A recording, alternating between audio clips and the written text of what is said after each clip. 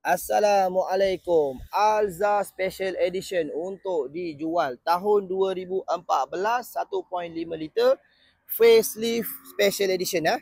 Okey, yang ni bukan first model punya Alza, yang ni second model. So abang tengok lampu belakang dia warna cerah, bumper facelift.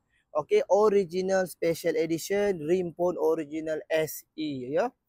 Okey, bahagian depan abang tengok kereta semua kemas, lampu semua cantik, tak ada pecah, tak ada kuning, semua tip top lagi. Siap ada full body kit. Okey. Cat kereta ni original dari kilang lagi. So abang tengok bahagian interior kereta ni semua original, seat semua masih cantik lagi.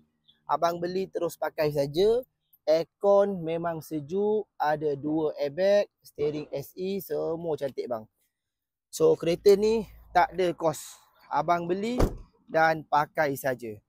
Okey bang, tahun kereta 2014, harga kita nak jual 27,900 sahaja. Kalau abang nak Toyota Wish, okey, yang ni kita nak jual 29,900. Wish ni bang, dia nampak mewah sikit.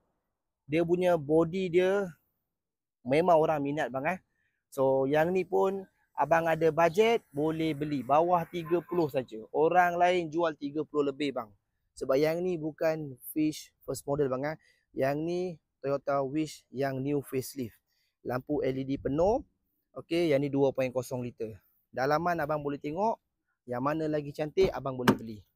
Ni bang. Okey, sama juga 7 seater. So dua-dua pun tip top condition. So abang boleh pilih.